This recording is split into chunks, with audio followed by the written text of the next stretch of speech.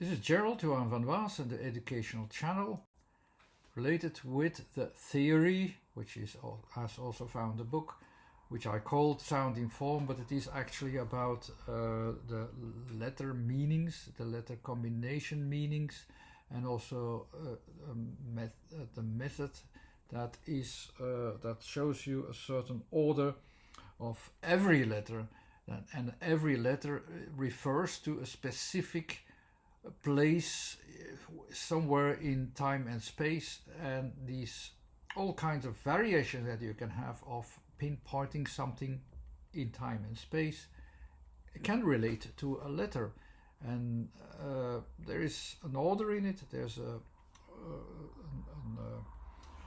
order which is almost like a numerical order, with variations that you can analyze and can understand. But the formations, they are quite helpful, and to learn, to learn it also more intuitively. Our mind follows these rules actually somewhat unconsciously, but it's because our mind also follows the numbers. It also follows letters in the same way. It's just in a way that it shows that it's not coincidental that we choose specific letters for certain words.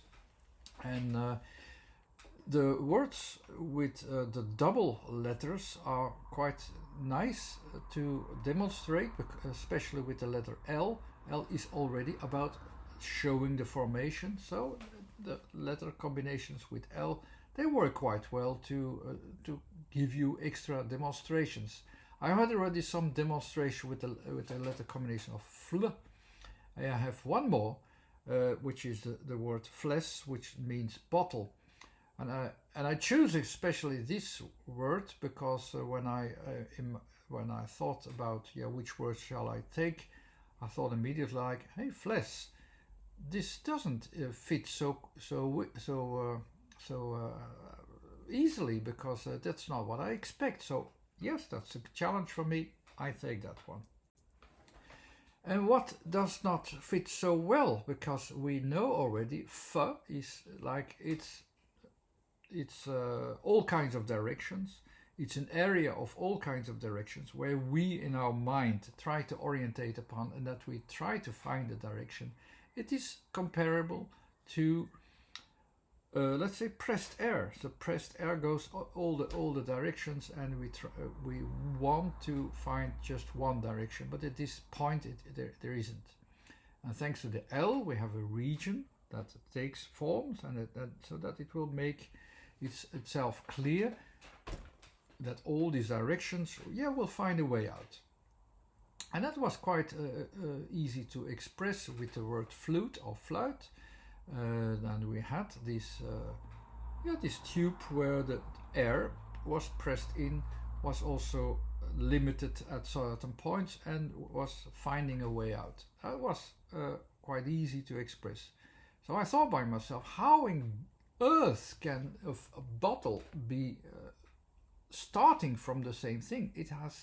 It's not about pressed air. It is about water. We expect, it's a bottle, it's a container with something in it, some fluid in it. So that was my expectation. It is not related with this pressed air, it is related with the fluid. That's what my expectation is. I don't accept anything else. That was my idea. So let's see how that works out for the bottle. So we start from the f. So the f is this pressure, which we which we try to focus into not just a container. It's a container of finding a form. And where does it has to find the form? It finds a form in the letter E.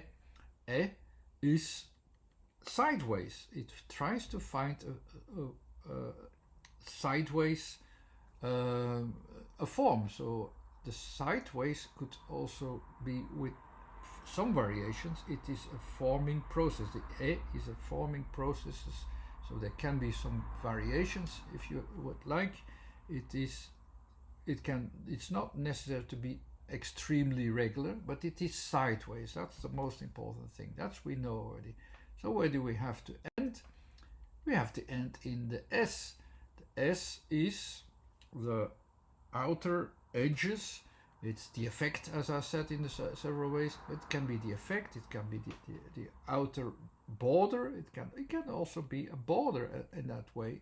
It's as far as we can put it, so it is also on the edge of something, so it can be a border as well.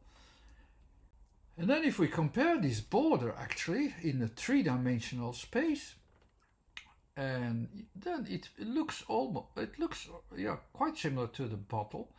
And if we also think about it, about this air being pressed in, I thought about it now. This isn't about air that isn't pressed in, but it is. That's how the bottle is formed. It's formed by pressed air being pushed sideways and getting a form at the edge. And yes, it really is that like that. That's actually a very good definition of bottle. And so the bottle is the pressed air with some variations pushed sideways, and it creates not just the right effect at the end, it creates also the edge which is pressed out. So when I have this description over the three-dimensional object that we know, we understand what is going on here, and we understand what it is. And this form is of this formation with FL is indeed defined by this kind of process. So it was actually a very good definition, even better than I had it. And the bottle, does it really need a fluid to be a bottle? No, that was my expectations. I like the bottle because there's something in it. But even an empty bottle, it's still a bottle. It's just a blown form into that blown sideways, and you get the form of the bottle. It is actually a very good description, better than I imagined it beforehand. Anyhow, thanks for watching. This was Gerald Johan van Waas again with another demonstration. If you want more demonstrations, more examples, more instructions, simply subscribe to the YouTube channel. Thanks again. Bye-bye.